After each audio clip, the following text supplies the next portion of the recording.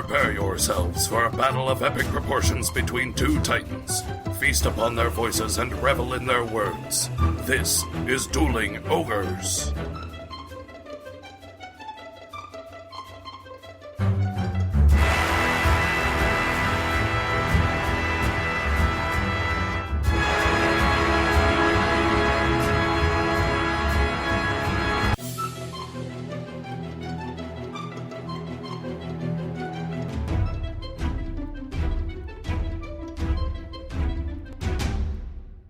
Hello, Ogres, and welcome to episode 202. Thank you for joining us, as always, on this portent Sunday evening, Earth date, September 6th, 2020. I'm your host, Remington Hitchcock. With me, as always, my co-host, Brandon. Full say hello, Brandon.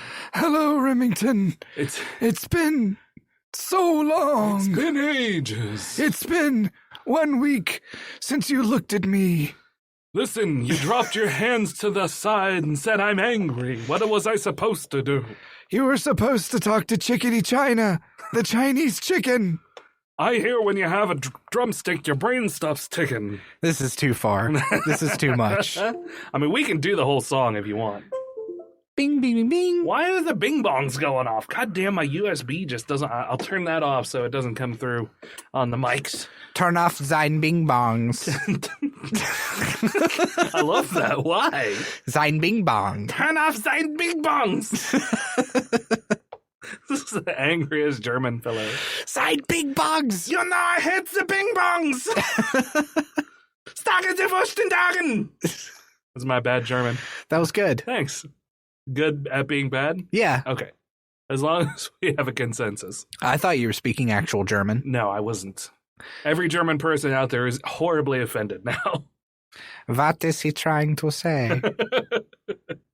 So, we haven't recorded in a while. No. It's been a long time. No, okay. No, we've done that already. No. We can't repeat jokes, Brandon. If there's one thing that Dueling Ogres never does, it's repeat a joke. Just like Jeremy Irons wouldn't do. How long has it been? So the last one was episode 201, of course. It was the interview with Christopher, right? Yep. It's been like 4 months. Has it been? Oh my God, has it really been that long? It's been so long I don't even know how to work things. Computer, tell me how long it's... Okay, Google. It doesn't like your voice. Oh, man. Yeah. It worked on my phone, though. Oh, well, your phone can suck a dick. What results did you find, Google? Why you hate the sound of your own voice. Here we are. Ouch, Google. Yeah, here we are doing a podcast, and tell me about Dueling Ogres. Why is there only one Dueling Ogres episode on my podcast thing? I thought it was supposed to, download all of them or some shit. This is what I get for using Google Podcasts. It's terrible. I'm not even subscribed to our own podcast. You're not subscribed to Dueling Ogres on your own podcast app? Subscribe on any podcast. Apparently not. You. Can I subscribe? Mark has played. Info? Ah, okay. How do you use these podcast apps? What is a phone? I don't even know what this does. I've never used Google Podcasts to listen to a podcast. I use Podcast Addict. Yeah, you do. You've used Podcast Addict for years. Mm-hmm. It's a good app. So you keep saying. I don't know. I don't know, Brandon. All I know is I can search a podcast and subscribe to it without having to scroll and look confused like you are right now. I look confused like I just got out of bed. Rhyme style reflects this. Use my overdeveloped sense of irony to deflect this. Missiles exploding all around me. Unpromoted. Don't know how you found me. It's a little MC front a lot for everybody. An old one. Yeah, seriously. He's remixed that. I know he has. I only listen to old MC front a lot. June 6th. So 3 months. Over 3 months. But it took a month to edit the episode.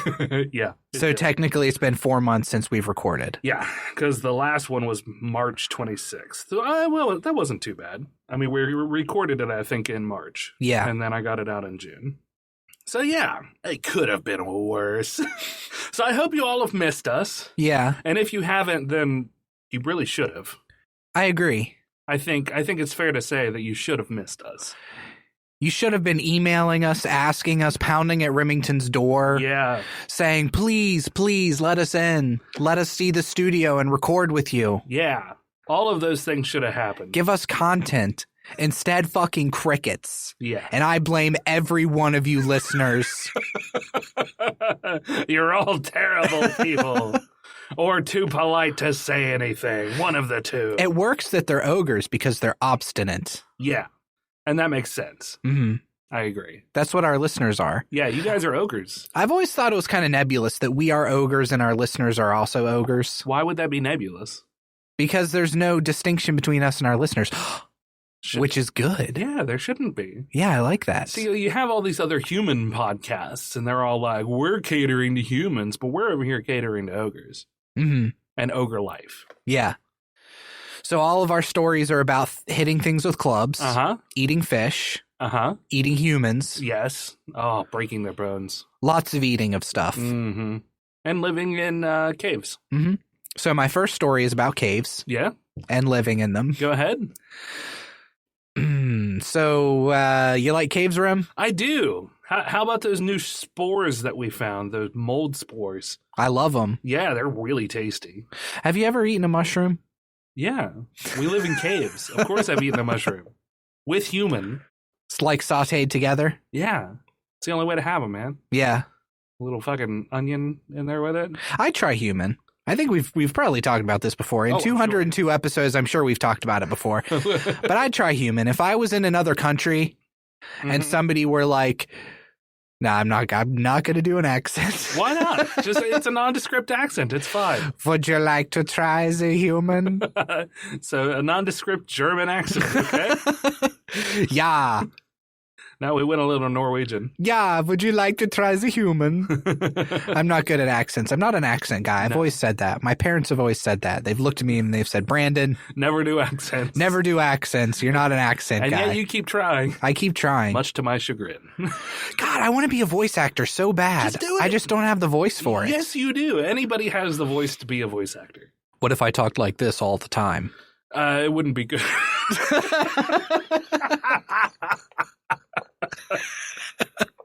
No, but everybody has a niche. I mean, you can fill a niche with your voice. Yeah. You just got to find what you're better at. You don't have to have range to be a voice actor. What I need to do is I follow a lot of indie game developers on Twitter. I need to get in good with them and then try to get in doing a small voice. Yeah. For like a small character. Yeah. And build up my repertoire. Yeah.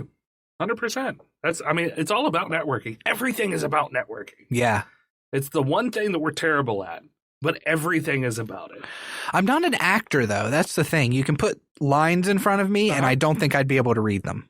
You have gotten better over the years. You think so? Yes. Thank you. I wrote that on a paper for him. How do you think he did, guys? Thank you for the compliment, Rem.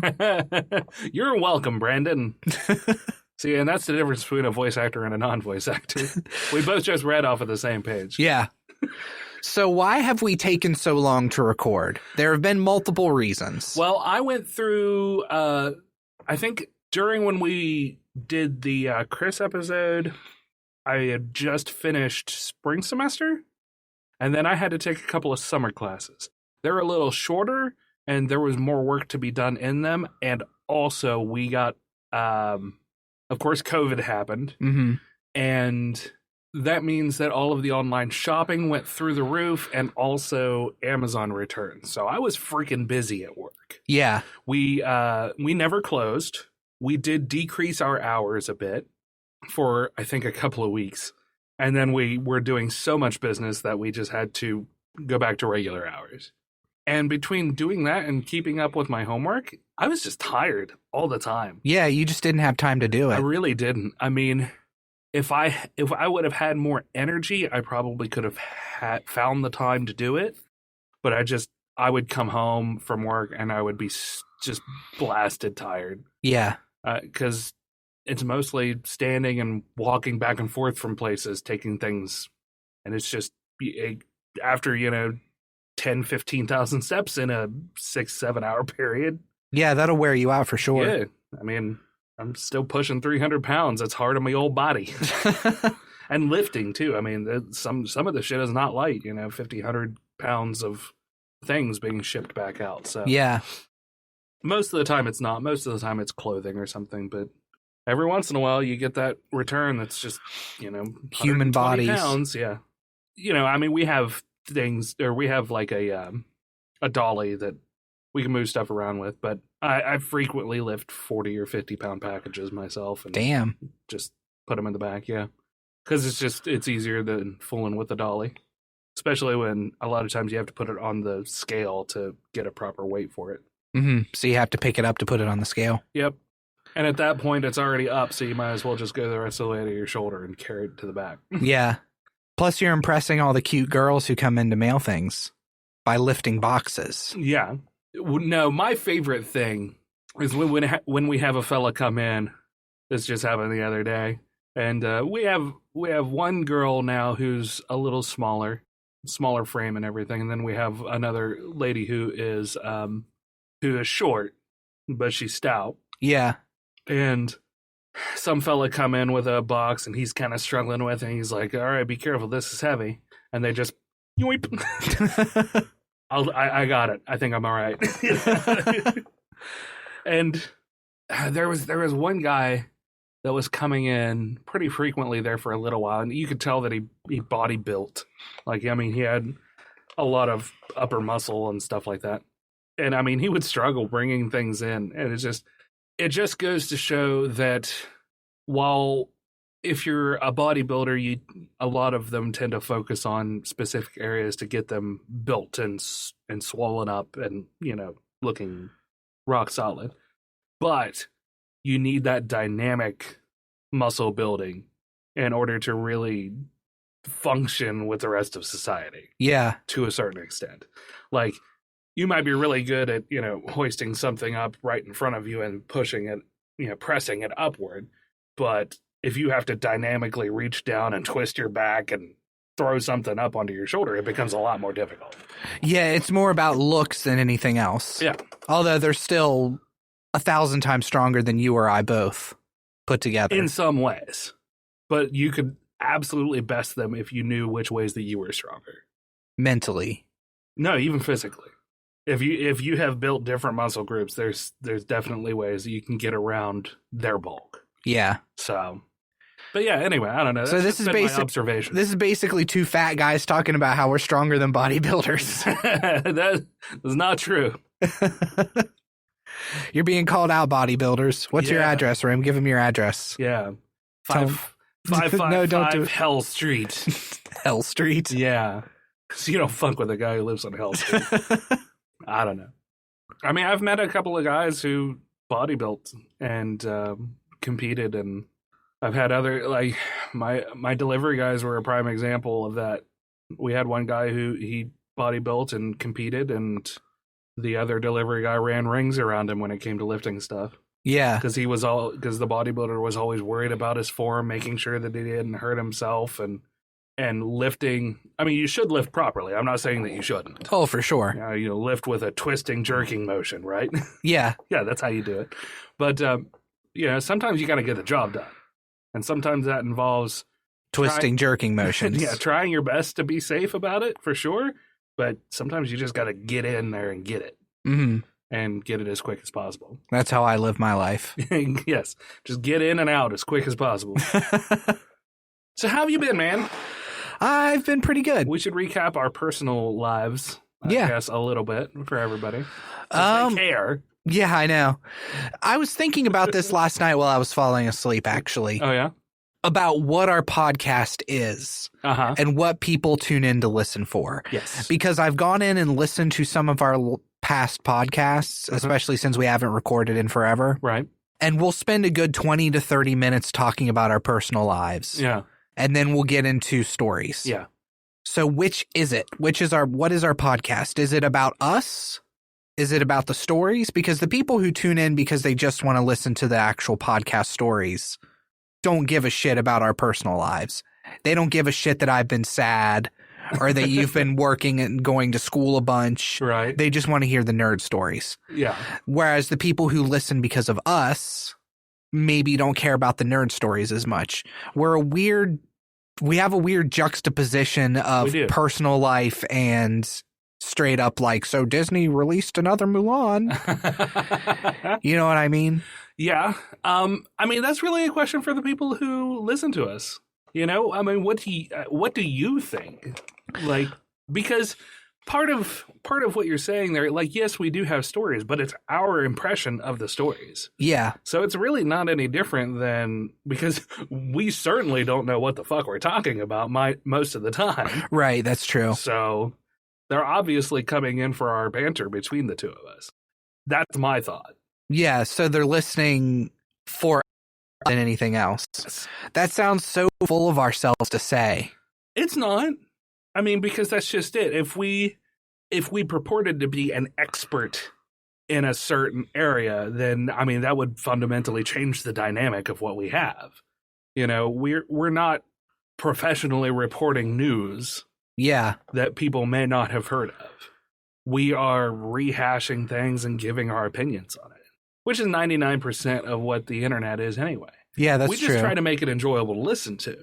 So just saying that people are coming in for our banter doesn't mean that we are being, what's the word that you use? Or full of ourselves? Yeah. Yeah. Acknowledging that doesn't make us full of ourselves. Okay. It's just saying that people like the way that we talk to each other and talk to them and get a chuckle out of our stupidity. So there's two podcasts I listen to in particular. Mm-hmm. There's one called Tell 'em Steve Dave, mm-hmm. which is about three dudes who just talk about their lives. Right. Then there's another one called Geek Show Podcast, which is a panel of people between like 5 and 7 people who talk about geek news, and they're very knowledgeable about it. Right. And I feel like we walk the line between those two podcasts. Yeah. Which is weird. I think that we're in our own category. I think that we're trendsetters, and I think that we should be the most popular podcast right. on iTunes. Yeah. I don't know why we're not. I agree. Because we're the best. Yes. We're the greatest. We're hilarious. Mm-hmm. We're always interesting. And we never have our pants on. Right. I'm pantsless right now. Me too. I'm actually wearing a long sleeve shirt over a t-shirt, and I'm burning the fuck up. Yeah. I am so hot right now. It's getting a little warm in here anyway. Yeah. There's not a lot of airflow in the studio, and I don't know why you insist upon dressing as if there is. I dressed like this because I wanted to look nice today. You do look nice. Thank you. You're welcome. And that's a Dueling Ogres shirt you got on it. Yeah. You can find those on our website, duelingogres.com. /bizarre. /bizarre. Not bizarre, but bazaar. Bazaar. Yes. Or just type in store. I think it'll redirect to that as well. So as far as my life goes, I haven't really been doing anything, still on the job hunt. Yeah. I started a job for a while working at Walmart and just could not do it. It was just so fucking physically demanding, and my boss sucked. Uh-huh. And I know that people listening probably, and I know you are like, Brandon, don't be a little bitch. A job is a job. I mean, your silence speaks volumes. Yeah. But God, my boss was so bad. Yeah. And I don't know. So anyway, I didn't like the job, so I left. Yeah. I've been living off savings and stuff, which is very quickly running out. Right. So I've been putting in job applications like crazy. Hopefully I find something here soon. Yeah. So are you doing Indeed? Yes. Have you had hits? What do you mean? You may want to go into your Indeed settings and make sure that it's checked that if somebody looks at your resume, that you get an email or some kind of a notification for it. Oh, okay. I think it's on by default, but I can't be sure. That being said, if you get a hit, you need to follow up on it. Mm-hmm. You have to make contact with them and say, hey, I saw that you looked at my resume. Do you have any questions? Is there anything I can do to, facilitate an interview, stuff like that. Right now, so many people lost their jobs because of COVID. And then at the same time, there's so many people who are looking to hire people. Yeah, it's a weird position that we're in right now. It is. And you have to be, this is true really for any time you're looking for a job, but you have to be on top of it right now to be the first person in the door, the first person that somebody sees, so you can make your impression. Yeah. And hope that it's the best one. It's aggravating because I've been applying for administrative assistants or administrative assistant positions. Yeah. And like secretarial work, right? Because I have a lot of experience with like ordering bulk supplies for companies, working up front, handling money, customer service, managerial stuff. When I worked at GameStop, I was a manager there. So, I mean, I have all kinds of experience. Right. I just can't get the callbacks. Yeah. I've had people look at my resume and they say my resume is good. I think it's just the jobs I'm applying for are jobs that are hiring one person and 50 people apply, 100 people apply. Sure. It's a lot harder. So next question about your resume. I didn't know this was going to be like job coaching 101. Yeah, really. 202. Are you using a base resume or are you tailoring it to at least, do you have a cover letter? No. Do a cover letter. Okay. And tailor your cover letter to the position that you are applying for. Okay. Number 2, resume. You only need to put the jobs that reflect similar skills on the resume for the job that you're applying. Yeah, that's all I've done. Like my years and years of restaurant experience, I don't put those on there. Right. I have my last 3 jobs where I was basically working as a manager or ordering, stuff like that. And you can put any of those jobs on there, or the ones that you feel are the most important. And then if they ask about, you don't have to give up the information up front, but if they ask about like breaks in employment, you can say, well, this I did restaurant for a little bit. Yeah. Just because of whatever. Because that is something that they look for, but it's not as much if you've got it on the resume. Okay. Yeah. You can always explain to them why there's a break in employment. Yeah. Which I've had to do when I've applied. Because, I mean, I've had interviews places. Yeah. So, I don't know. I'm kicking myself. I really shouldn't have left Walmart. I really shouldn't have. I mean, I had a job. I had something solid. I was getting not great hours. It was like 15 to 20 hours a week. Right. But it was still something. It was still a job. Yeah. I guess I'm just a spoiled millennial. I guess. And I mean, sometimes you just have to swallow all of the pride and the hatred that comes from a job that sucks just to get by long enough to find something else. Now, you can always continuously, actively work or look for a new job. Yeah. While still working.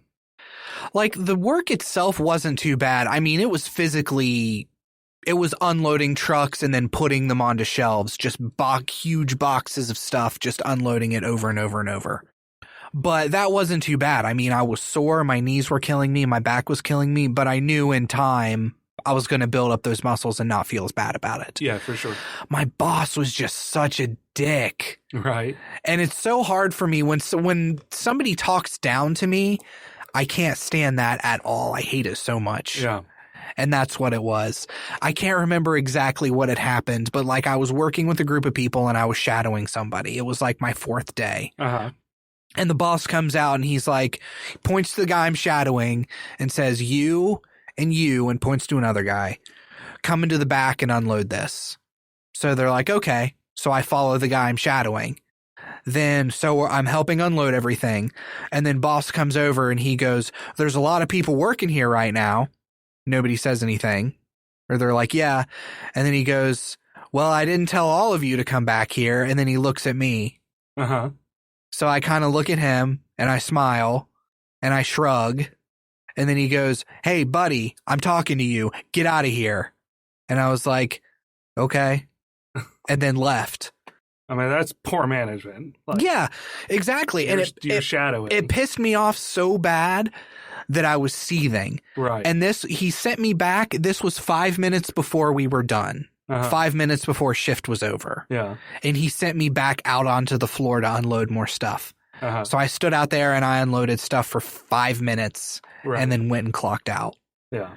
Yeah, it's just bad management. And the guy was like super douche bro. Right.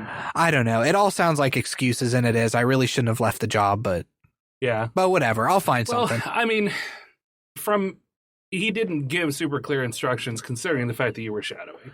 I mean, if it were me, I would have been like, all right, so you want me to quit shadowing the guy that I've been assigned to do what? Yeah. You know?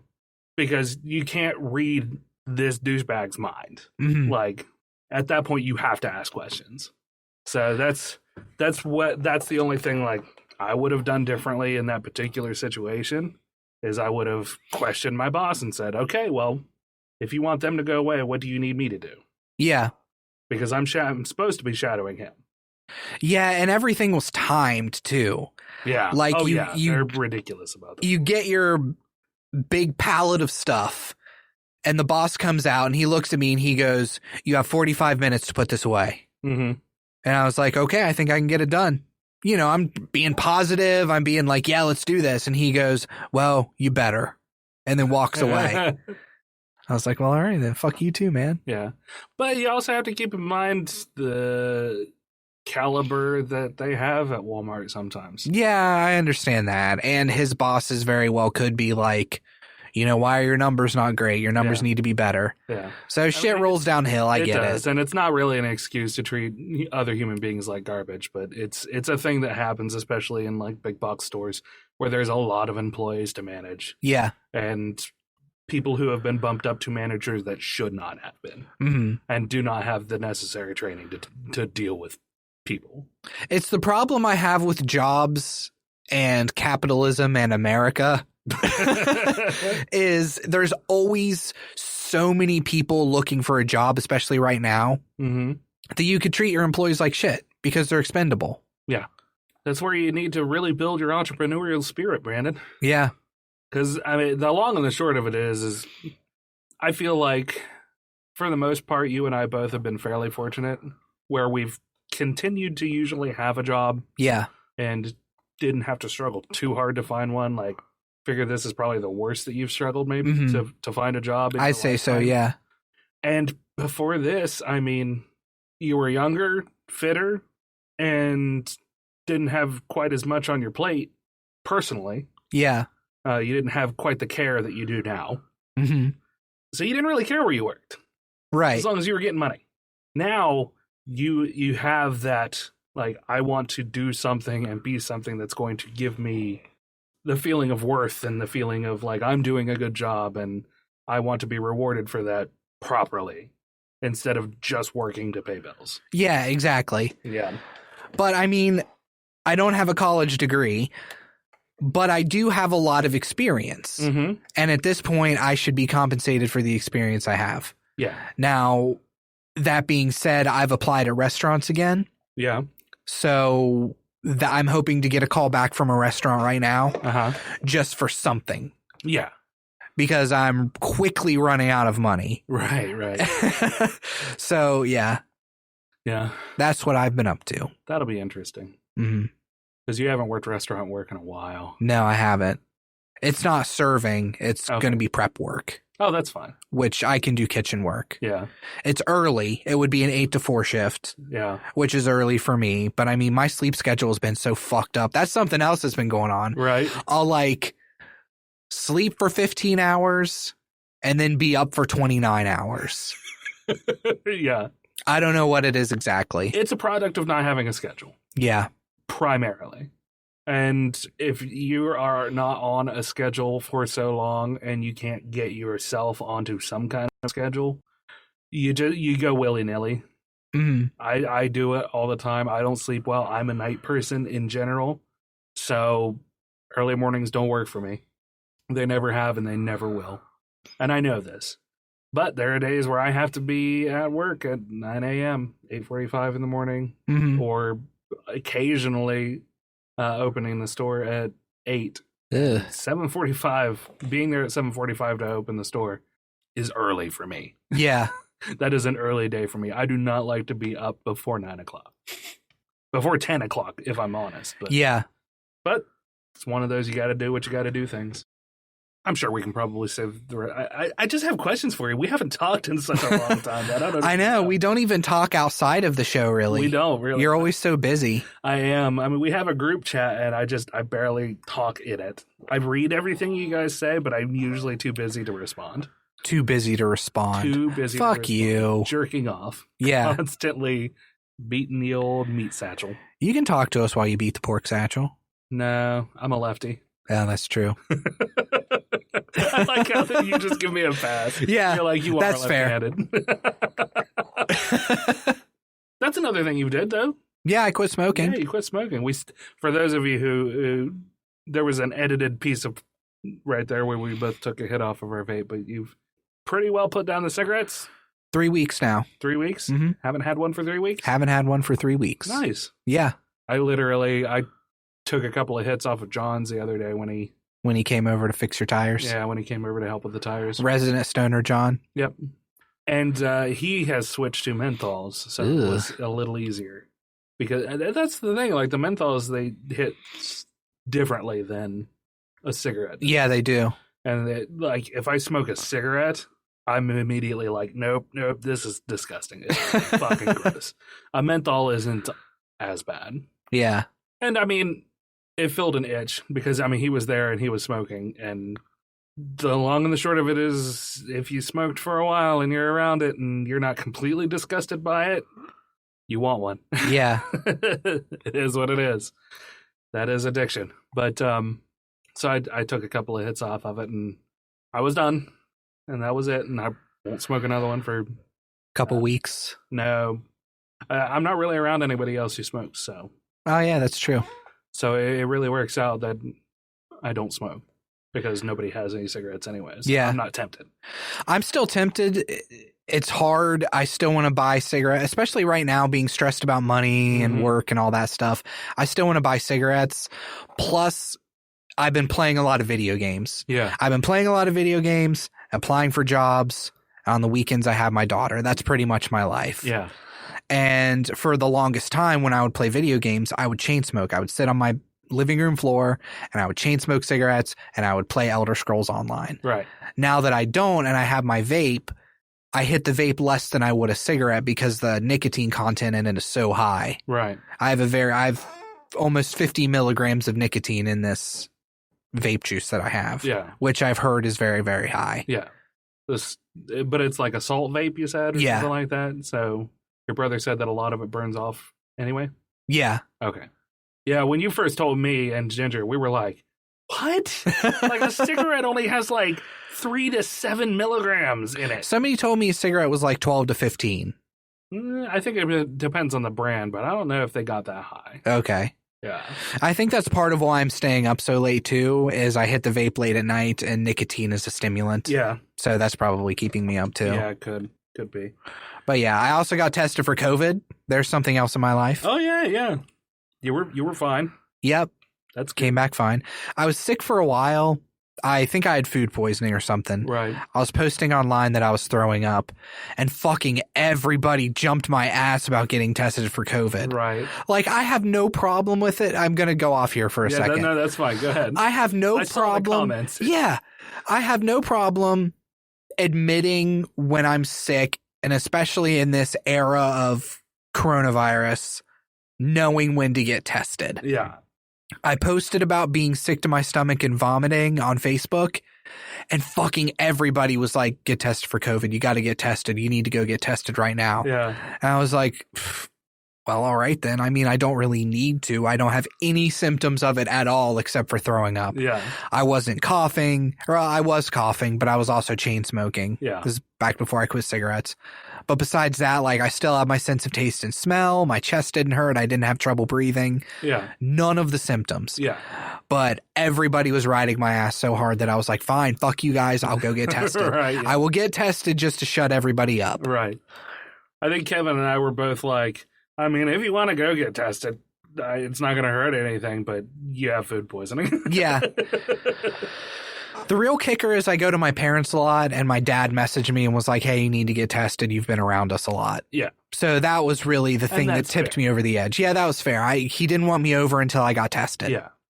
Because, I mean, your dad has some health issues that it would be bad for him to be exposed. Diabetic and has had heart surgery. Yeah. Him getting sick could potentially be disastrous for him. Exactly. So I got tested, and it really wasn't as bad as I thought it was going to be. I mean, I knew that they stuck like a Q-tip way up your nose. Yeah. But it really wasn't as far as I thought it was going to be. Yeah. Technically, there's a flap. So if you go right back in, this is how people do the nail trick in their nose. Mm-hmm. It's the same thing. There's basically a flap back there. If you push a Q-tip far enough, and you'll feel a little pressure, and it'll kind of sting and hurt a little bit. But if you relax your nose and push through that flap, you've got all kinds of cavity back there. Yeah. I watched that one recently on Brian Brushwood, one of his YouTube channels, where he was teaching his daughter the nail trick. Yeah, I think it's his middle daughter. So she's like, I don't know, 12 maybe? Yeah. Or something like that. So I think they did it with Q-tips or something. Just because, I don't think he was going to have her do the actual nail trick. But yeah, he showed him taking a large, whatever penny nail and hammering it into his nose till it gets way deep in there. And you just have a whole bunch of open cavity back there. And that's what they're swabbing. Oh, okay. Yeah. The more you know. Yeah. So that has basically been my life. Yep. Mine has been pretty much that. I mean, school and stuff, just continuously. We did, I had Resident Stoner John come over and put new tires on that I bought with the first stimulus package that we received. I don't foresee us getting another one, to be perfectly I don't honest. see it happening. So if anybody's holding out on that still, you should probably reconsider. But I did use that to buy new tires and new rims for Ginger's car, and the tools to mount them. And then John came over, who had spent a few years putting tires on like larger vehicles, like trucks, rigs, that sort of thing. And by and large, he didn't use the tools that I had used, a hammer and a couple of hammers and a pry bar. Like, he was like, this is really all I need. He's like, these are nice, if you need them, but this is how I do them. Oh, fair enough. Yeah. So by and large, he didn't even use them. I was like, okay, cool. We did use the balancer. That's good. Yeah, it's a little bubble balancer. You set the tire on and it kind of settles in. And then there's a circle on the top with fluid in it and a bubble. And you center that bubble in the circle and the tire is balanced. I mean, you're known to kind of go overboard whenever you buy stuff anyway. Oh, yeah. Whenever you're preparing for something, you tend to buy and I bought that stuff. Lots of stuff. I bought that stuff when I had the time to do it myself. Mm-hmm. I mean, I was fortunate to have John come over and help me, but I bought that stuff for me more than I did for him. Yeah. Because if I had to do the job myself, I wanted to make sure that I had the right tools for the job. Understandable. And that's an important aspect of life. It's always good to have the best tool for the job. Yeah. In this particular instance, John was the best tool bag. So yeah. But other than that, nothing exciting. Yeah, we really don't have a whole lot of exciting news for not recording for 4 months. Just staying in and keeping our nose to the grindstone. Yours has been more exciting than mine. Yeah. So until next week, Ogres. Now, before I get into stories, I want to give a quick review. Okay. I watched the new Bill and Ted movie. Yeah. Which, as I've talked about before, I was super excited about. Bill and Ted Face the Music. Yes. Mm-hmm. And it was really good. Was it good? Yeah. I want to see it. Oh, we gave the puppers a bath right before we recorded. She just came up into the recording booth. She's so soft. Such a soft pup. Such a soft ploppers. Yeah, the whole premise of the movie, you've watched the trailers? Yes, and I believe you told me before any of the trailers came out that they were destined to create a song that would save the world, and they kept dragging their feet about it, and then decided to go to a time where they did do it and found that they never did it. Or something along those lines? Basically, yeah. At the end of Bogus Journey, they play this huge stadium where it's assumed that the song that they're playing is the song that unites the world in peace. Yeah. Well, Face the Music starts out with them still trying to make that song. There's no world peace. Yeah. So they haven't created that song yet. So they're trying to. Right. And then Ted, Keanu Reeves, is just tired and he's ready to give up. He's like, we've tried everything. We really can't figure it out. Like, they're good musicians. They figured out all kinds of instruments. Like, there's a scene where they're playing at a wedding and they're playing like a theremin and a gong and one of those Aboriginal pipes. Didgeridoo. A didgeridoo, yeah. Yeah. And just all kinds of stuff. They're doing the Mongolian throat singing. Right, yeah. But yeah, so they go to the future. George Carlin's character's daughter shows up and takes him to the future where the creators are like, look, you have 77 minutes left to write the song that unites the world. Otherwise, everything's just going to be destroyed. Right. The universe is unraveling itself. People from different periods in time are blinking out of existence and appearing somewhere else. Huh. So, like, you see George Washington crossing the Delaware and he blinks out and suddenly he's in his therapist's office in the future. Stuff like that. Yeah. So they start going, like you said, they start going through to the future to find themselves where they've already written the song. Right. And their daughters go on their own adventure to create the perfect band to help them write the song. So they go back in time to get like Mozart, to get Jimi Hendrix, to get Louis Armstrong, stuff like that. Right, yeah. So it is a truly excellent adventure. So Ted's daughter is Hugo Weaving's kid, I think? Yes. Bill's daughter. Or Bill's daughter. Okay. Yeah, Samara Weaving. Yeah.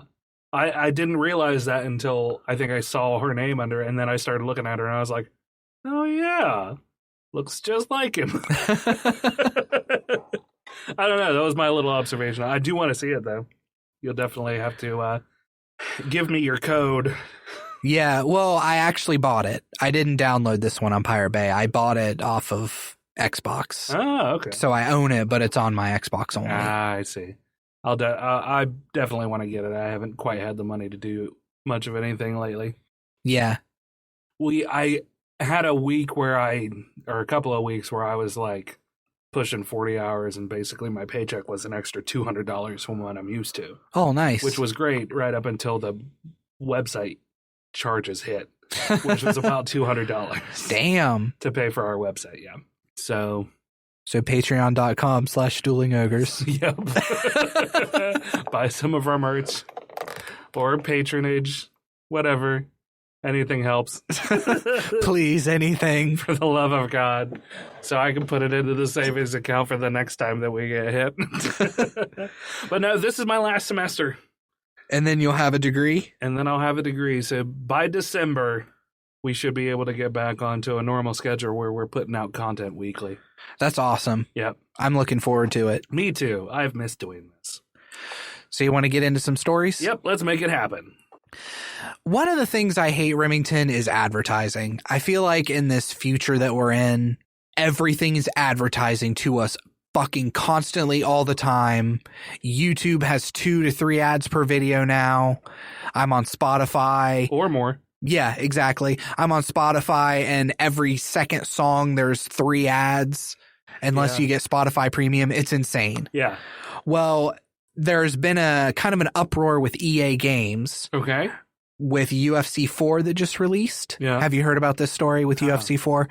I haven't heard of any stories probably that you're going to give to me. Fair enough. So I'll save the have you heard of this then. All right. UFC 4 released and it got pretty good reviews. It was kind of compared to it's like UFC 3. They fixed some stuff. They didn't fix some other stuff. But overall, pretty good game. Right. Reviews came out. A month after the reviews came out, so when the review period was over, EA added live ads into the game. So now you'll be playing the game, you'll go to watch a replay of something you just did, and before the replay, it'll pop up a video ad for like a TV show. Ugh. But a real TV show. It's The Boys is what it's advertising right now. Amazon, yeah. So they show the ads before the replay, after the replay, and make the floor of the boxing ring The Boys. Wow.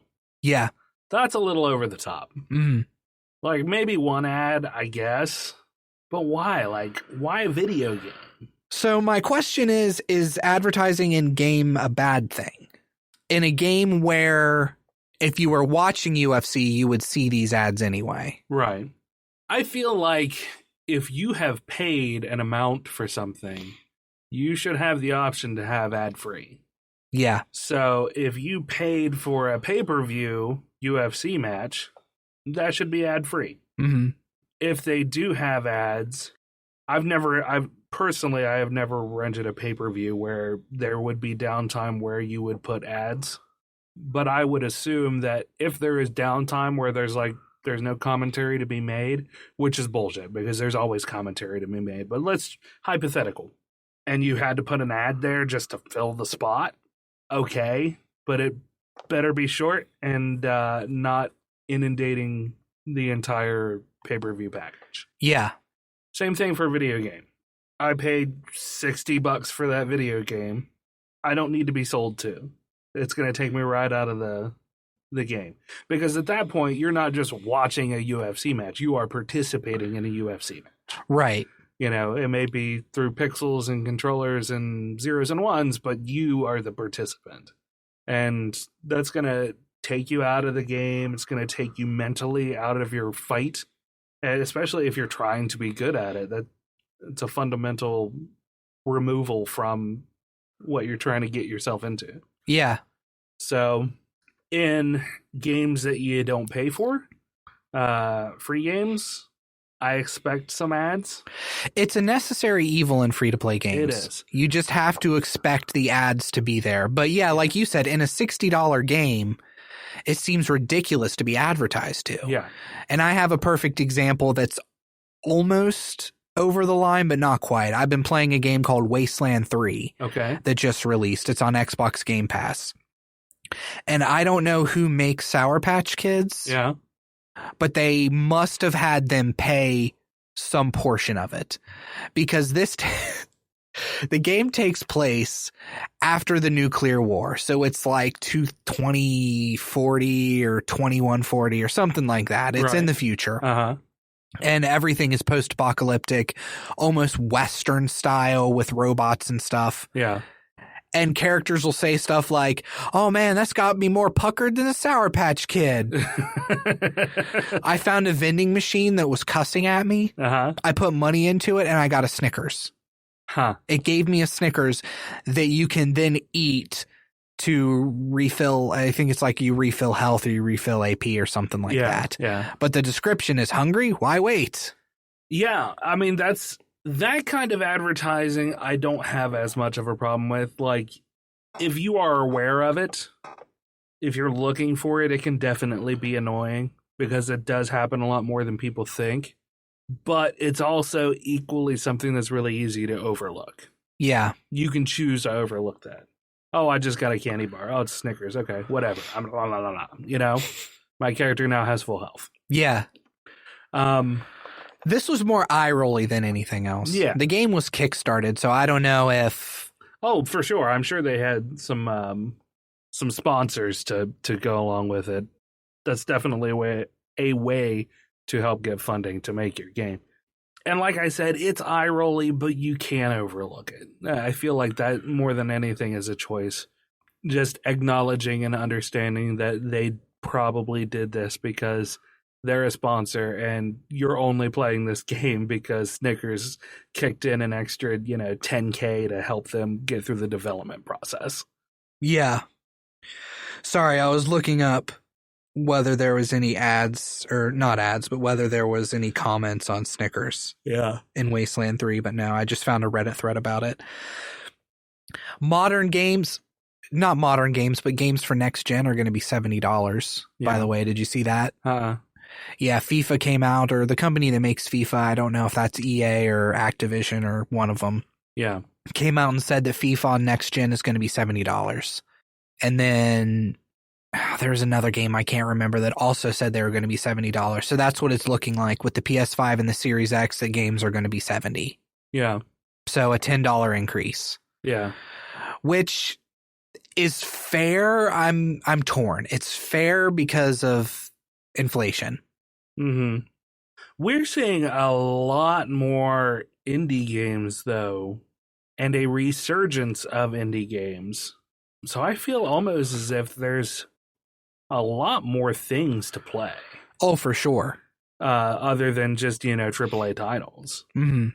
So I think that kind of balances out, to me, at least in my head, justification for charging $70 for a game or having a price increase on AAA titles. Just because if I don't want to play that AAA title, I don't have to pay $70. I can go play something else because there is just a never-ending library of games that you can play, and of games that are free to play, and of games that are cross-platform that you can play with your friends. I mean, it keeps going. And there's more integration between systems or between computers and systems that we're in an interesting point, I feel like, in the gaming industry where there's so much more to play that you don't have to be beholden to these AAA titles. Right. And I think that the price hike might be a fiscal response to that fact.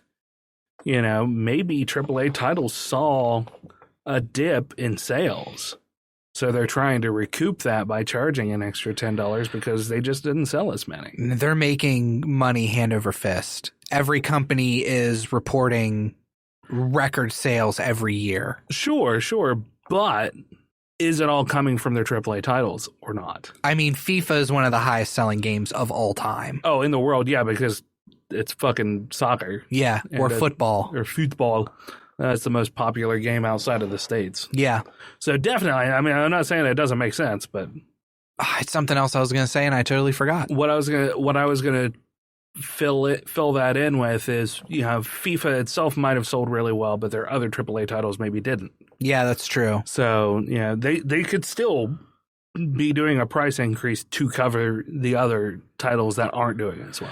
Well, and then you have stuff like Game Pass, and I swear by Game Pass, it's fantastic. Yeah. It's $15 a month for Game Pass Ultimate, which gives me Xbox Live Gold. Yeah. And it gives me Game Pass, which has over 100 games on it that you can download and play for free. Yeah. Well, not for free, but you know what I mean. Yeah. That's how I'm playing Wasteland 3. That's how I played Outer Worlds. Yeah. That's how I play Grounded, which is a fantastic game you should definitely check out if you have Game Pass or if you get Game Pass. Right. I think it's only like $3 a month on PC. Yeah. And you got the full Halo Master Chief Collection on there. Yeah.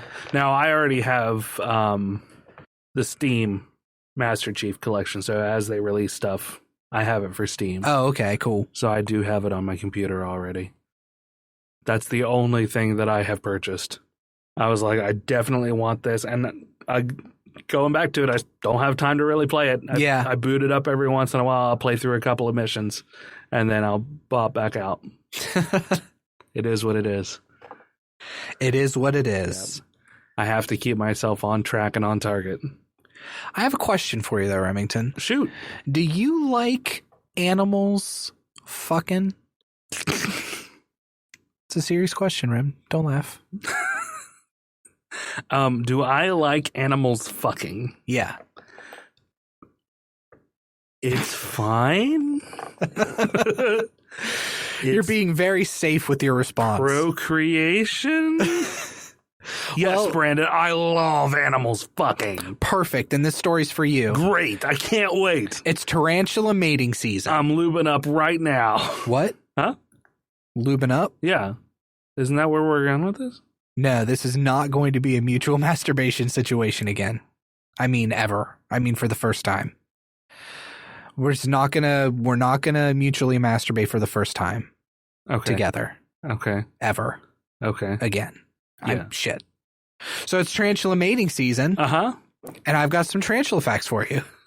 Okay. Because I was really fishing for content last night. Okay. We haven't fucking recorded in 4 months. How can we be fishing for content? Okay. It's a two-pronged beast. Uh-huh. A two-tongued beast. Uh-huh. Which is what we're going to be later. This is what, Brandon, this is what people come in for. Yeah. All of the websites that I go to for news, geektyrant.com, geek.com, geeknative.com. A lot of geeks in there. A lot of geek, yeah. They all have so many fucking ads on mobile. It's ridiculous. Right. Videos that play automatically. They link to other sites that have more ads. I just hate it, so I don't go there. Yeah. So my geek news has been very limited, so I went to fark.com. And I was getting some stories from there, some weird stories. Mm-hmm. Because I don't know how long it'll be before you edit this episode. Right. So I was trying not to get news from like 3 months ago, and I was also trying not to get news that's not going to be relevant a month from now if it takes you a while to edit. Right. So I mean, that makes sense. So that's how I stumbled on Tarantula Facts. But fuck you, good sir. I say that with all of the love in the world. It might take you a little bit to edit this episode. No, you're right. It might. I'm hoping tomorrow's a holiday. And aside from mowing the lawn and editing this episode, I don't have anything else planned. So hell yeah. Hopefully you can get it out soon then. Yeah. Did you know, Remington, that a female tarantula can live 20 to 30 years? No, I did not. She can. While a male tarantula only lives 7 to 8 years. Wow. Yeah, huge difference in age. Huh. Mostly because female tarantulas eat male tarantulas. Yeah, that's what I was going to say. Probably something about them eating them during intercourse or after or something. Yeah. If you get a male tarantula in captivity, it can live for up to like 15 years. Okay. But still less than a female. Yeah. They range from...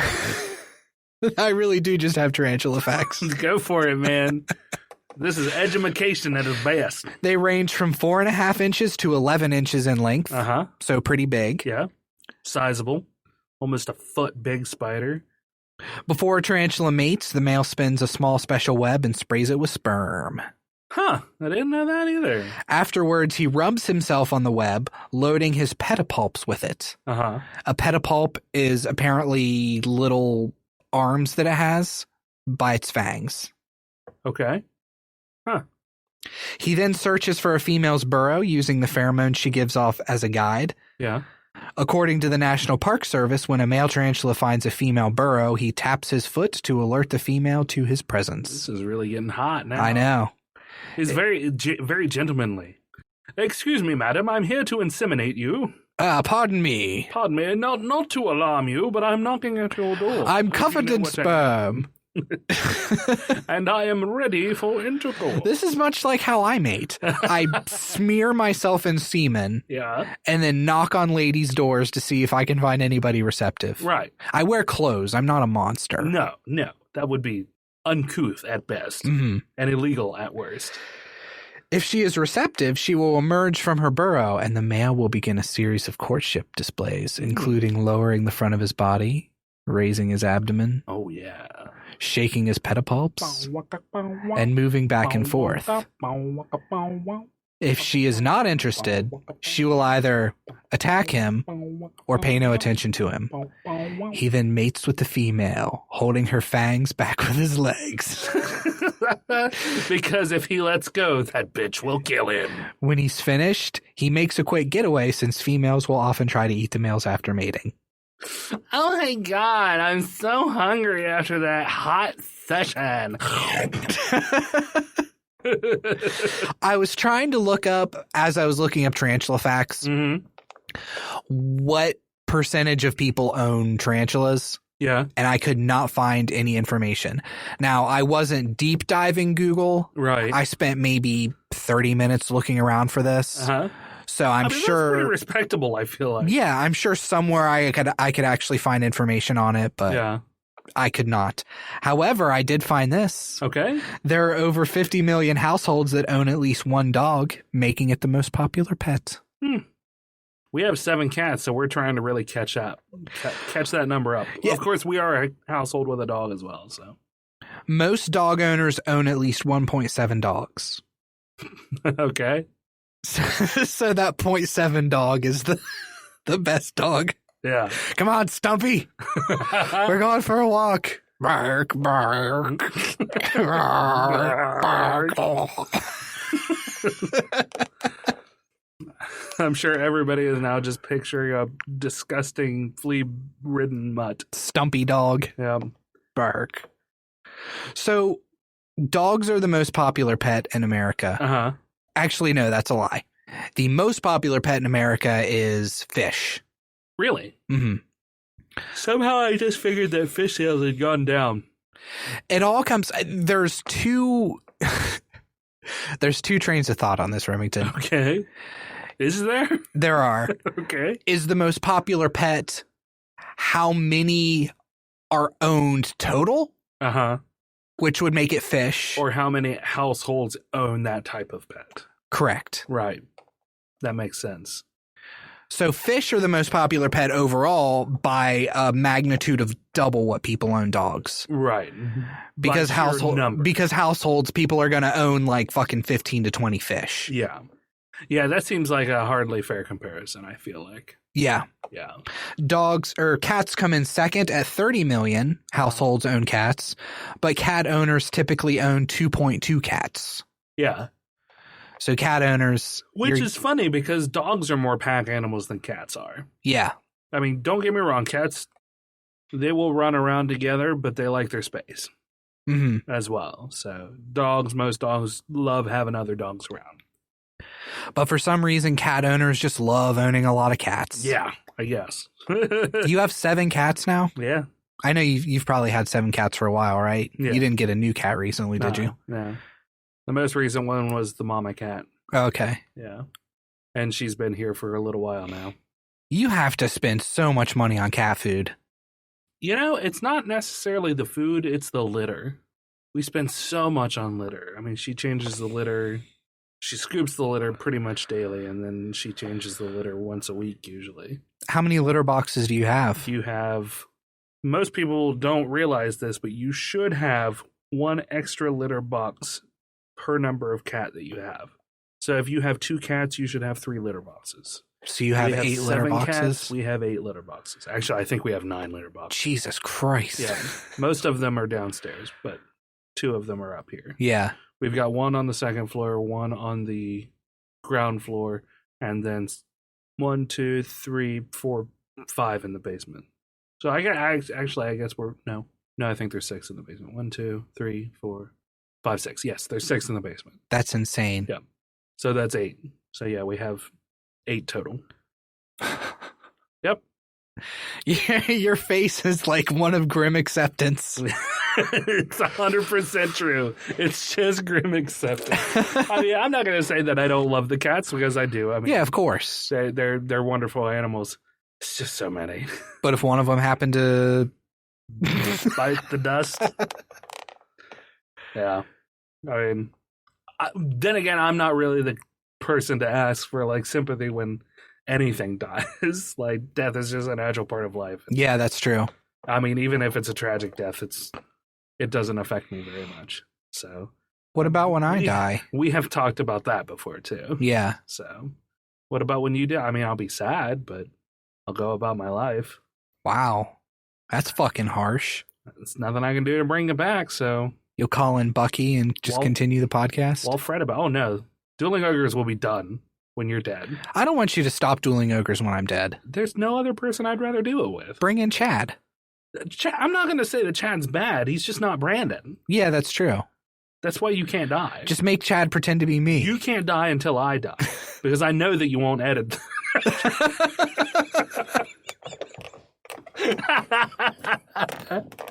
Can't even get you to get a fucking desk to put up your computer to make it happen. You're like, I'm looking for a job, Rem. Fuck you. I know. That was actually one of the things that I thought about getting you with stimulus money was a desk. Yes. I can find cheap desks on Amazon for like $30. Yeah, you're just picky. I'm picky. I want That's like fine. a bigger desk. I understand. I hate this one. Yeah, it's pretty small. It's not even small. It's just flimsy looking. It is. I want to build one. And I want to build an opening to where I don't even need my tower. I'll just build my computer into the desk. Oh, cool. Yeah. You'll need some airflow, though. It'll be fine. Just get a line of those small Noctua fans. I just saw somebody... I can't remember it's one of the YouTube channels that I watch, but he turned his desk into it. And he used a line of little Noctua fans that he just wired in a series and ran it off of it. Oh, nice. Pretty sweet, yeah. And he said most of the time they don't even kick on unless you're running it through a really high processor. Because there's no fan on the processor at all. Mm-hmm. It's just the heatsink. On yours? No, on the one that he did on the okay. on the video. And then he used basically just some plastic inserts and bent them to direct the airflow over top of the components as the air blew through the system. And he said that the little Noctua fans don't even really turn on unless you're basically stress testing the CPU. Oh, okay. He said the GPU isn't that bad. The GPU still has fans on it, I think. So it doesn't work that hard. And he said if you're using it for editing purposes, that's not a big deal because you're not recording at that time. So yeah. But anyway, what were we talking about? Oh, just building a desk. Building a desk, yeah. We got on a tangent. So I've got a couple of stories for you. Really? I do. This is really going to be off the top of my head. I didn't look them up, but I thought it was really interesting. Of course, I still am involved in the streaming community. Right. Not as much as I'd like to be, but busy is busy, and it is what it is. But you've heard of Dr. Disrespect, right? Yeah. Okay. Dr. Disrespect lost his Twitch channel. Oh, yeah. I heard about this. Mm-hmm. I saw did you watch the video of? I did. Mm-hmm. He moved to YouTube, and as far as I know, there has still been no release statement by Twitch what he did to get kicked off. Yeah, there hasn't been. And that's just, it is what it is. They're just sticking to their guns about whatever it is. Now, I have no problem with one of the big money makers of your platform to be kicked off and reprimanded for something egregious. Yeah. 100% support that. Gotta know what they did, though. Kicking somebody off and just not giving them any inkling as to why they did what they did, even privately, even if Doc is like, he knows, but he's not saying, and he's just going to stick to his story. I have a feeling he knows, but isn't saying, because he said that lawyers are involved. Right. But, I mean, it could be lawyers just trying to pry an answer out of them. Yeah.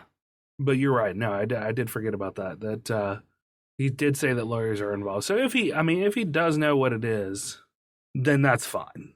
Because whether he's fighting it or whether he's, fighting something that was caused by his indiscretion, yeah, then that's a different story.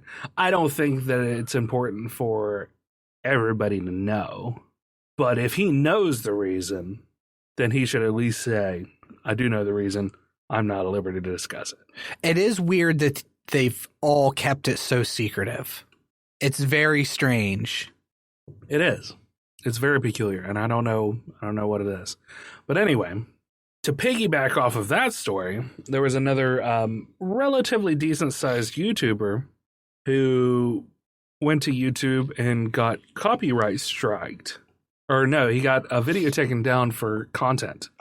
And it was a handheld cam of a Russian video where it's a couple of cars on a highway and this one kind of cuts off this other thing, and the dude gets out and starts banging on the window, and a bunch of characters, people dressed in outfits, like Mickey Mouse and a couple other ones I don't remember right now, circle around the other side and then beat the hell out of this guy.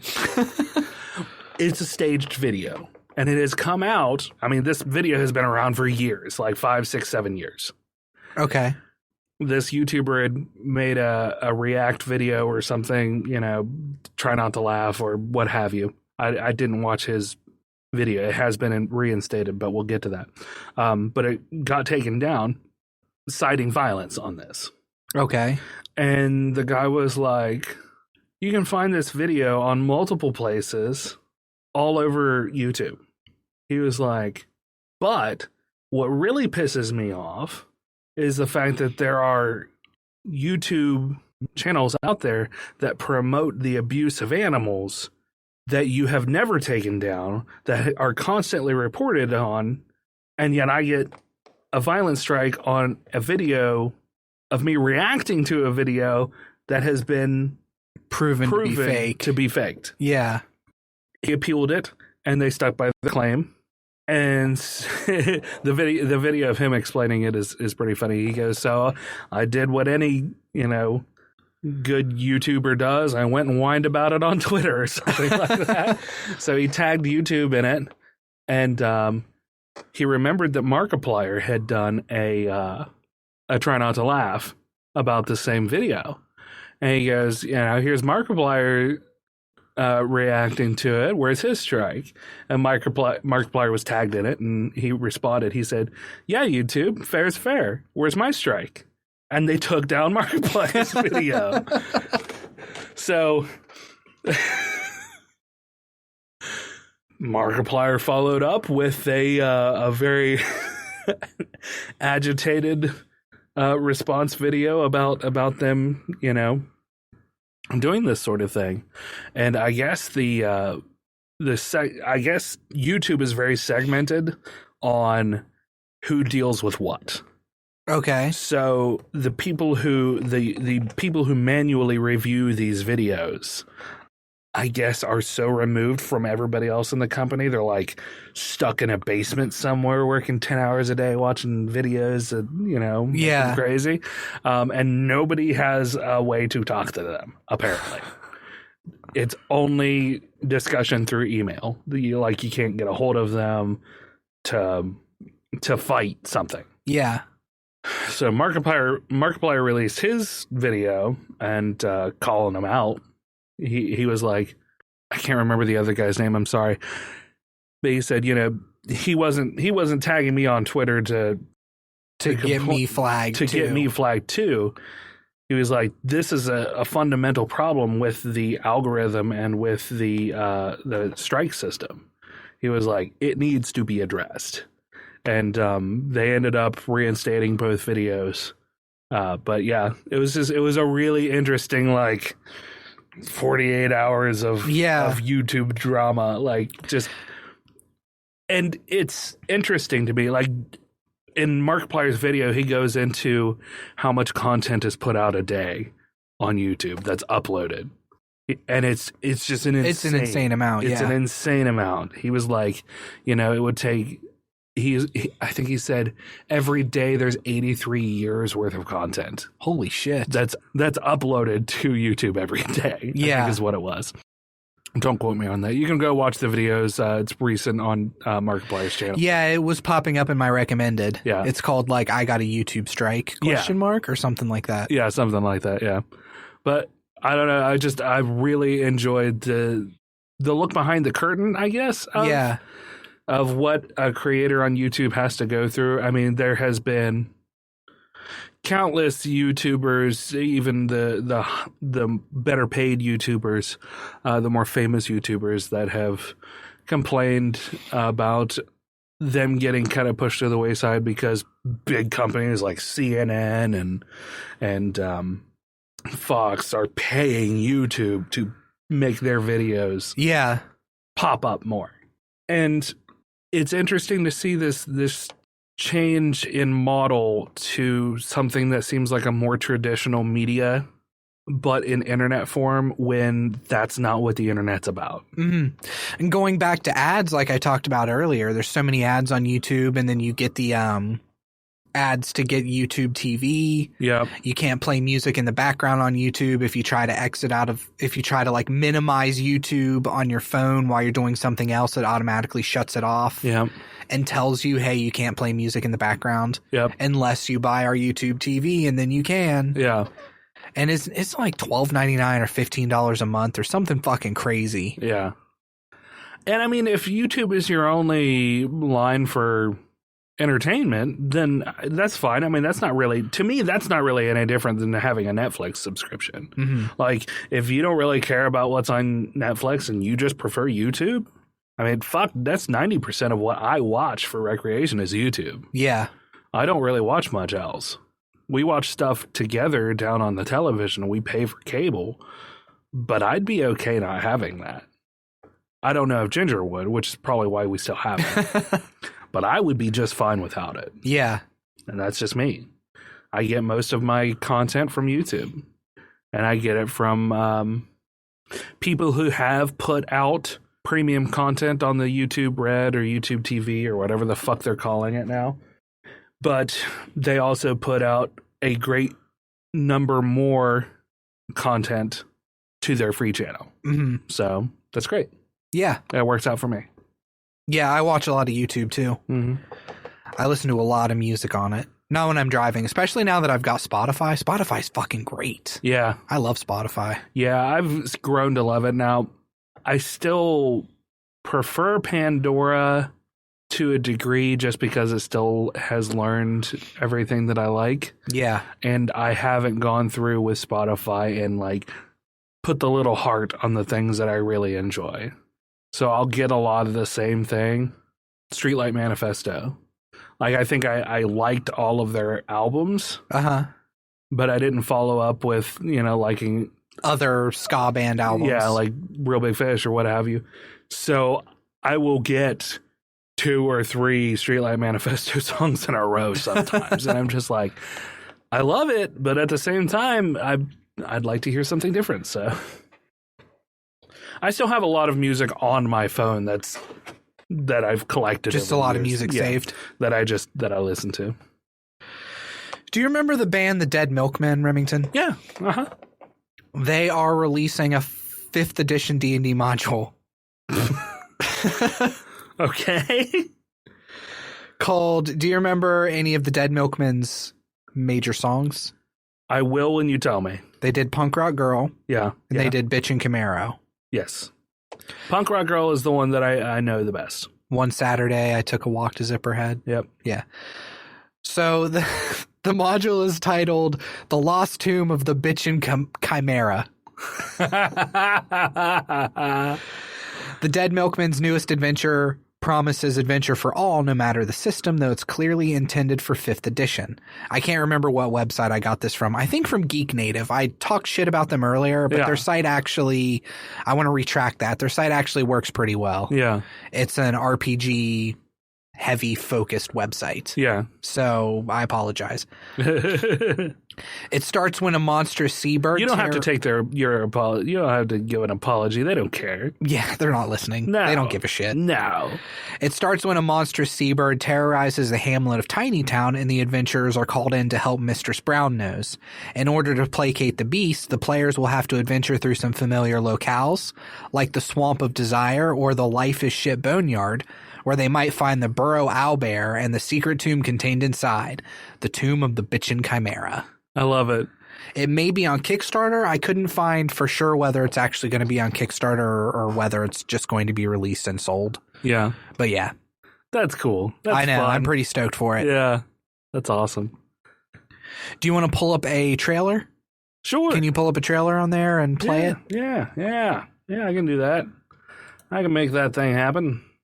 This isn't for Tomb of the Bitchin' Chimera. This is for something else. Okay. Have you seen the trailer for Dragon's Dogma coming out on Netflix? Is that what I'm looking up? Dragon's Dogma trailer. Dragon's Dogma. Yeah, the first one. Okay. It's based on a video game. Have you heard? The monster's returned. The last time a dragon appeared was well over 100 years ago. You are not ready. Sounds like Illidan. You are not prepared. There is no hope for survival.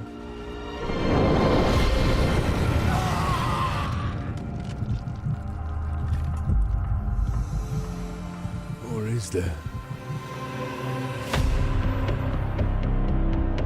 Brave human, dost thou hate me? My father taught me what it means to be a man. I failed my wife and child. I am your protector. Therefore, I will not leave your side. Hold your ground! My goal is the dragon. I'm going to kill that monster. As you wish. Am I supposed to call you? You may call me whatever you please, Arisen. Hannah. You belong to my mother. Hannah will do. How did you come to find yourselves out here? There seems to be danger around every turn.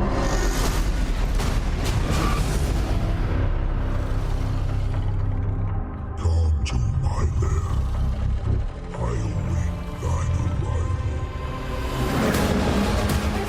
seems different about him. Certainly changed.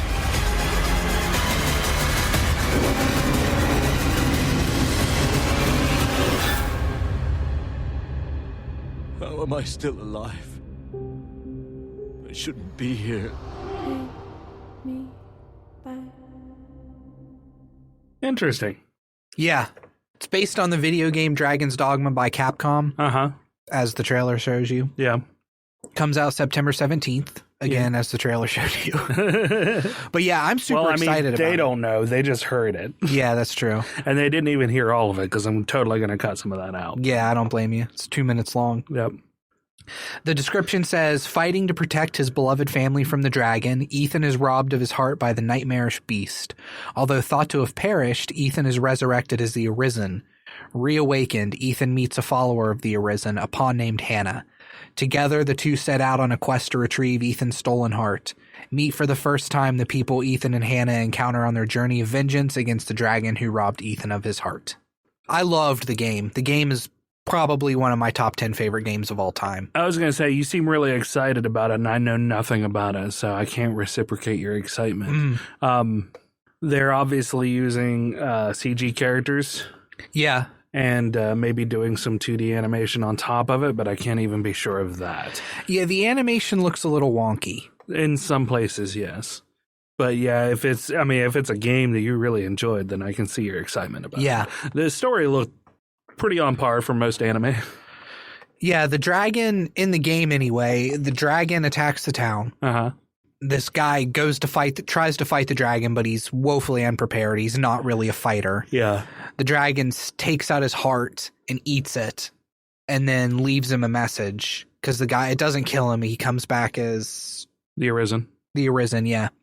The dragon tells him, if you want your heart back, if you want to come back to life, come find me and kill me.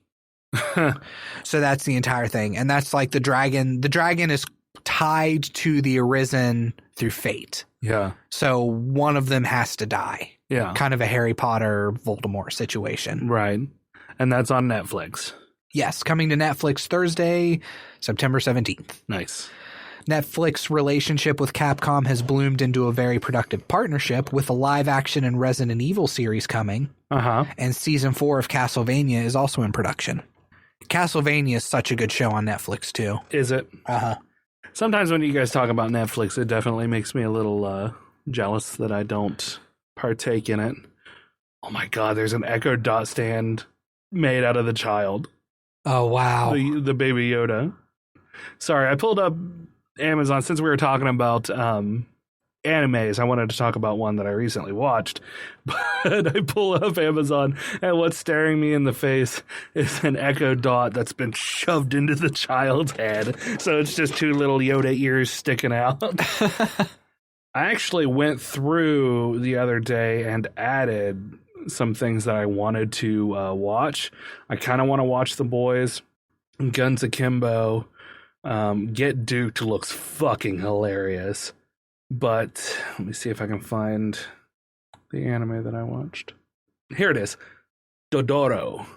On Amazon. You can watch it Amazon Prime Video. For anybody who's interested. Season 1, 24 episodes. It's about a lord whose land is in a drought. And his wife is pregnant with a baby. And he tries to pray to the gods to save his lands. And they're not doing anything to stem the drought. So he makes a pact with the demons. Okay. And as the baby is born, the demons take the body parts of the baby. Skin, eyes, hands, voice. Yeah. So when the baby is born, it's just this like writhing, skinless baby form. The mother tries to keep it. The father sends it away. A handmaiden, instead of, killing the child, sets it off into the river and hopes that it makes it. She's immediately eaten by a demon who is chasing her. Okay. So the baby is found by a prosthetics maker who convenient, who made prosthetics for for heroes in battle, and then ended up making prosthetics for the dead who had fallen. So they would, they would have some kind of semblance of peace in the afterlife. Oh, okay, yeah. Very Japanese. Yeah. So he gives this baby eyes, skin, new arms, everything, and makes the child a functioning thing. Okay. For lack of a better term. Is that what the little kid is in the preview? No. The little kid is a street urchin who befriends the demon child. So the demon child, is that who that is? Is the larger fellow, yeah. Okay. So Dororo is the little kid's name. And he's kind of the narrator through the thing. He's the everyman. Okay. Who leads you through the story of the sacrificed child. Okay. Who has now grown into adulthood. I think before the prosthetics maker became a prosthetics maker, he was a soldier. And that's what it was. He was trying to atone for all of the things that all the murders and stuff that he did. By creating prosthetics for people. And who were affected by the wars that he had partaken in. That sounds pretty cool. Yeah, it was a really good series. The Forsaken child, who is now a young adult, as he kills key demons, he regains his body parts. Oh, okay. Yes.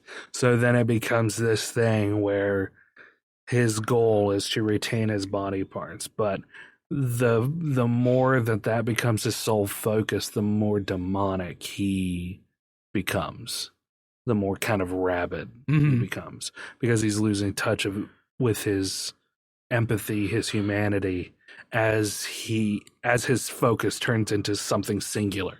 Yeah, that becomes bad for him as a person. So that's kind of an underlying story, is like, if you throw yourself so singularly into a single thing, you'll lose everything else around you.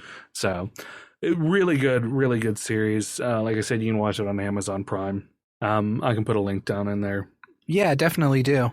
I downloaded it. Yeah. The entire series. I haven't watched it yet, but after you mentioned it in our group chat, I grabbed it. Yeah. Yeah. I knew that we had talked about it briefly, but I don't think we had ever talked about it because I think I found it before we recorded the last episode. Yeah, we've never talked about it on the show. But yeah. Cool. I'll check it out. Yeah. And that actually kind of leads me into my last story here. Whoop, whoop. There's an RPG designer that has created a combat wheelchair for D&D 5th edition. A combat wheelchair? Yes, allowing characters with disabilities to more comfortably traverse the fantasy world. That's cool. This is a little write-up from, I think I got this from Geek Native too, although I could be wrong on this. Sara Thompson is her name. Okay. Sara Thompson's homebrewed rules for the combat wheelchair describe it as inspired by the chairs used by players of real-world sports such as wheelchair basketball and wheelchair rugby. Although in this case built to attack and defend against attacks from all manners of monsters. That's cool. The combat wheelchair can withstand high impact and even work as a weapon in itself, providing the user with a means of both defense and attack, Thompson writes, adding that the chair means anyone can be an adventurer. That's awesome. Yeah, there was some people complaining about D&D not being inclusive. Yeah. Especially, there was a book. I wish I had more information on this, so I'm kind of just paraphrasing what I remember. I could be wrong on certain parts. Right. But there was a book that was released where it described a character as having like a lame leg or something. And they hit it in combat. And people in the disabled community complained about it, saying that I don't know what the term would be, but effectively whitewashing only for disabilities instead of white. Right. You know what I mean? Right, yeah. You're whitewashing that. And she shouldn't be hiding her disability. Yeah. And then it was kind of offensive to people in the disabled community. Yeah. I mean, I can't say that I don't understand their frustration, because I do. But at the same time, most of those things are taking place in a medieval time where the technologies did not exist for that sort of thing, where people who had disabilities were sometimes regarded as freaks. I mean, hell, that has taken place all the way up into the 70s and 80s for us as a society and as a culture.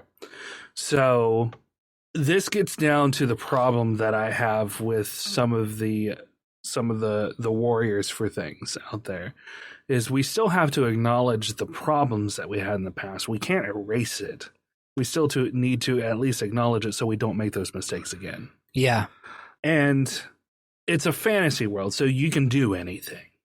I mean, there have been times where characters have lost hands, and they've been written this way by brilliant DMs, GMs, and game designers who had like a mage who had lost his arm in a battle and has replaced his arm with a mage hand. Yeah. You know, I mean, shit like that happens, and it's a fully functional hand. Like, it's just, at that point, it's no different than a prosthetic. Yeah. It's just magically born.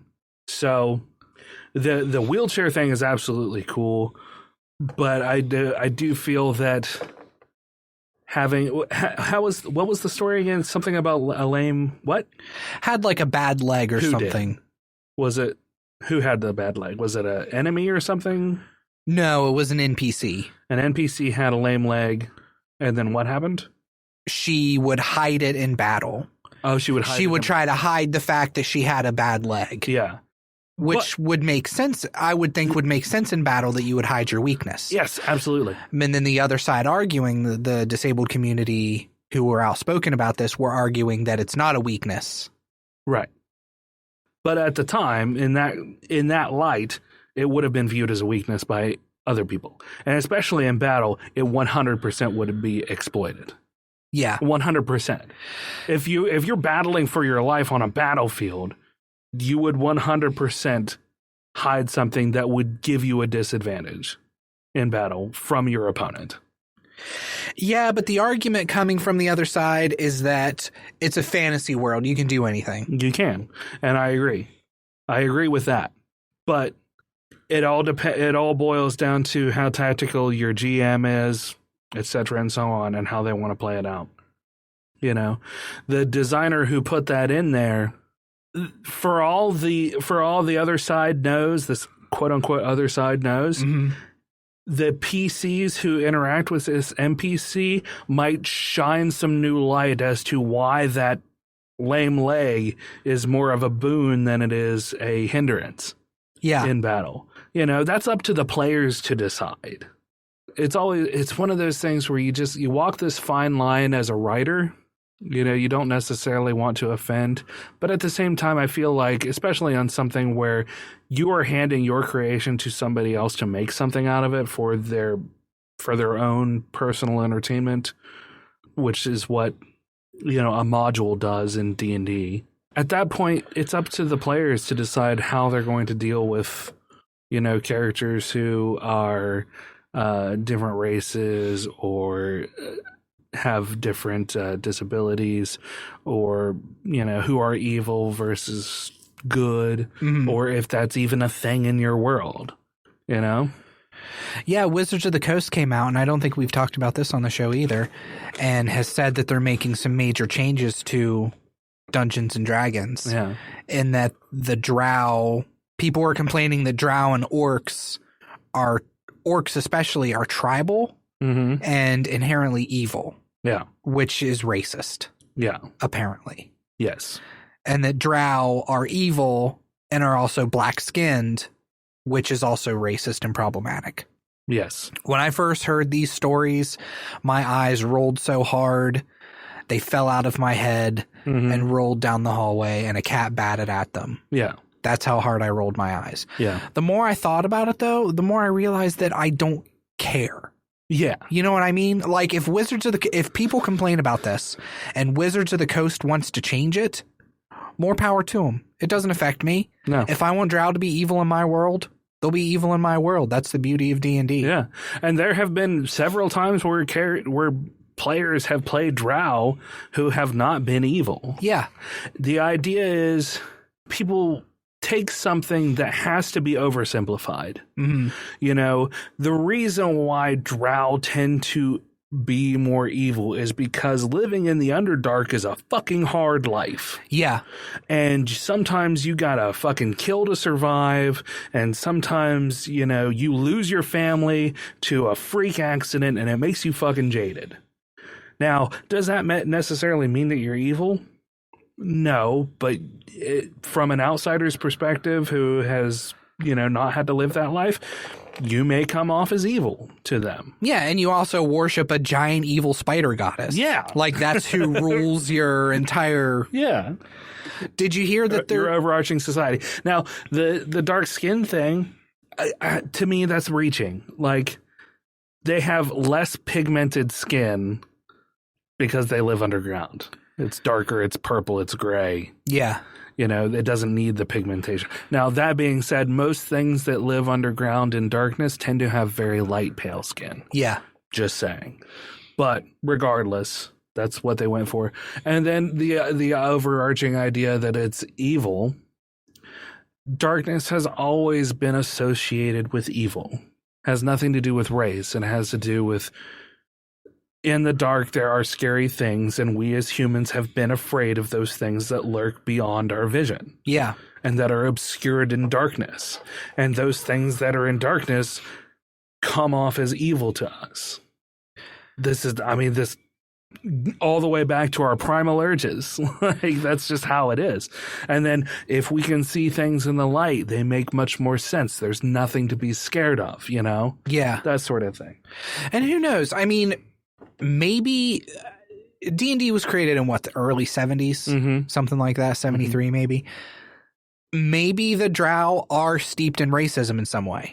Maybe. Who knows? It was created then. Yeah. So if they want to change it, change it. Yeah. It doesn't affect me either way. That's what I was going to say. It comes back to the fact that it just doesn't affect us. Yeah. And you're right about that. And it's a great way to look at it. Because, like you said, if in your world you want the drow to be evil, that's fine. Yeah. And the people who play with you who may find that offensive just don't have to play with you anymore. Yeah. They're changing racial traits, too. They're not using the word racial anymore. Yeah. I can't remember what they're changing it to. That's a little bit of a stretch. I mean, races, there are different races in D&D. Like, they're fundamentally different from each other. It's still the same thing. They're just specifically changing the word racial to something else. Also, they're getting rid of racial bonuses, which I thought was kind of interesting. Like, you know how you pick a dwarf and you get +2 to Constitution, -2 to Charisma or something like that? Yeah. Those they're optionally doing away with. In the book, they've said you can keep these if you want to, but here's your options instead. Yeah. You can add a +2 to one stat and a -2 to another stat. So the idea being you have an elf, and elves get +2 to dexterity, I believe, and -2 to Constitution. Mm-hmm. You might have an elf who isn't super dexterous. Maybe your elf is super strong and he's not good with a bow. Yeah. So you put that +2 into your strength instead and your -2 into dexterity because he's kind of an oaf. Yeah. You can do that now. Yeah, and I completely agree with that. I always thought that it was neat but unnecessary. Yeah. Because 9 times out of 10, when you rolled out your numbers or you used the point buy system, you were compensating for that in your own way anyway. Mm-hmm. Because you had an idea of what your character wanted to be in your head. So, like, maybe you wanted to challenge yourself by playing an elf or by playing a dwarf who, my fucking ninja dwarf. Oh, yeah. Yeah. He had to be, he was a dwarf, but he had to be far more dexterous than Constitution based. Because he was a fucking ninja. Yeah, and you're right. You make a gnome and you want to be a gnome barbarian. Gnomes get their -2 to their strength. Yeah. So now you have to compensate by being like, fuck, okay, so I just got to put an extra 2 points in strength just to be equal to what I wanted to be. Exactly. As opposed to now saying, okay, I'm going to be a gnome and I'm going to put my +2 in strength. Yeah. And just take my -2 elsewhere. That's wholly fair, and that's a good change when you really think through it. Mm-hmm. I wholeheartedly agree with that, and it makes the entry into the book itself much more simple. Yeah, like you can put it at the front of the race thing. It's like you get 2 points to plus on something and 2 points to minus on another, and you're good to go. Yeah. They're releasing it in the newest module coming out, or not newest module, newest book coming out, Tasha's something or other. You know the spell Tasha's Hideous Laughter? Tasha's Hideous Laughter, yeah. They're making a book about her with a bunch of new spells and stuff. That's cool. Tasha's Hideous Cauldron, I think, or Tasha's Wondrous Cauldron. So, yeah. Those are my stories. Da-da-da-da. All right. Well, I think that wraps us up then. I don't really have anything else. Yeah, I think so. I think this has been a great episode, and listeners, you are welcome. You are welcome. You sorry little ingrates.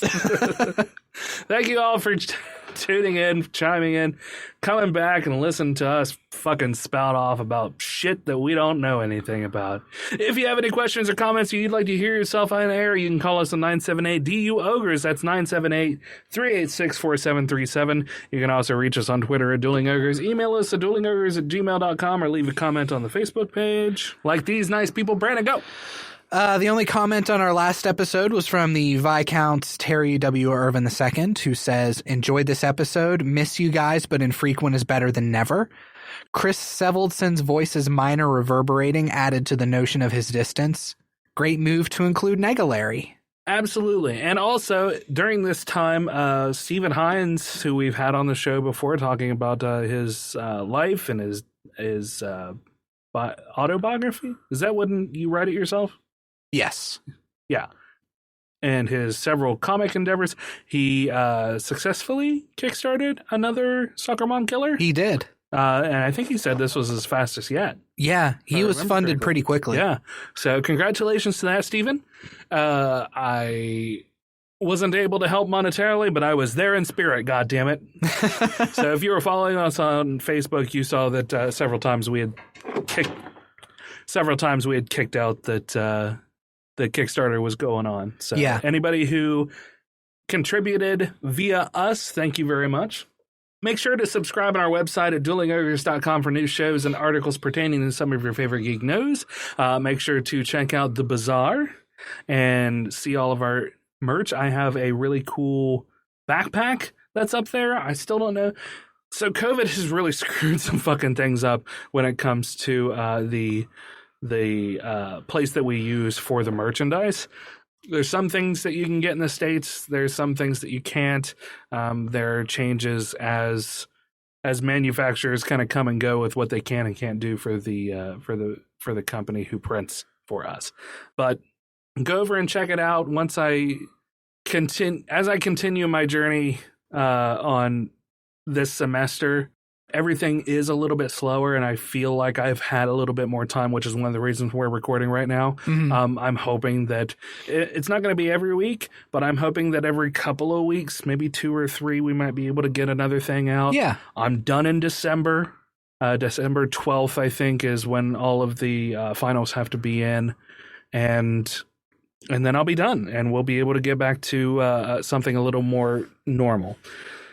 Which is a stretch for Dueling Ogres, but if you've been with us this long, then you're not going anywhere. Yeah. So, that being said, great way to support us is head over to the Bazaar, see what's there. If you have any suggestions for funny things that we've said that you think would be a good shirt or freaking socks or what have you, you think you want to draw something up and submit it to us, hell, we'll put it on a fucking shirt. I don't care. Yeah, we'll do it. Yeah, do it. We dare you. Yeah. And if you don't have any ideas and you just want to support us, you can go over to Patreon and search Dueling Ogres and help us out there. That would be wonderful to help pay for that $200 a year that I get hit with on the website. Finally, I haven't talked to Brandon about this. I'm thinking about using a different theme on our WordPress site. Okay. For those of you who don't know, we have talked about this in the podcast way early on when I was first doing the website.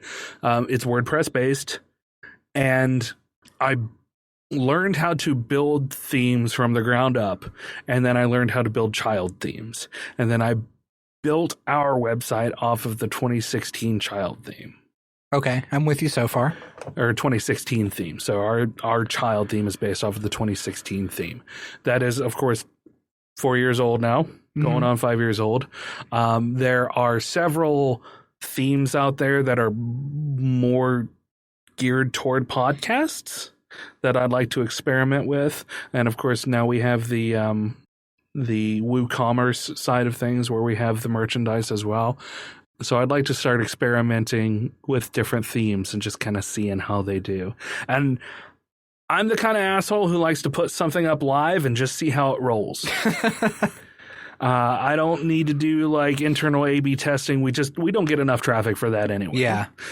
So check out the website every so often. Whenever I get some time, I'm going to change it and I'll leave it up for maybe a month or two and just see how it performs. Hell yeah. I'll just watch the live ticks and see how it does.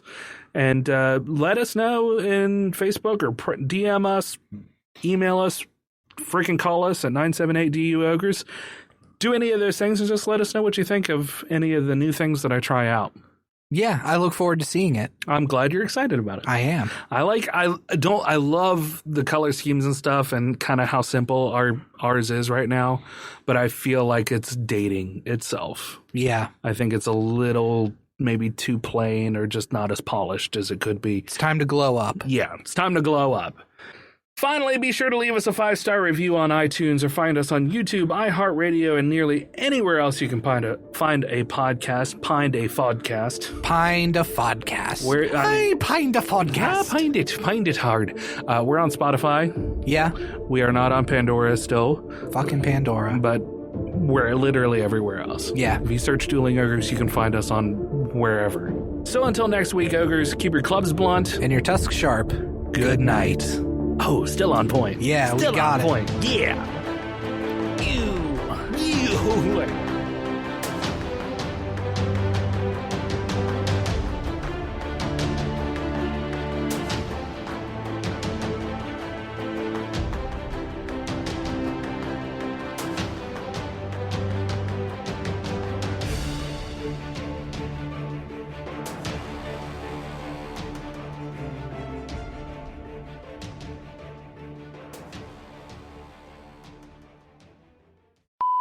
Get my mic into a better position so I can face my good friend Brandon, or at least my friend, or at least my good acquaintance Brandon.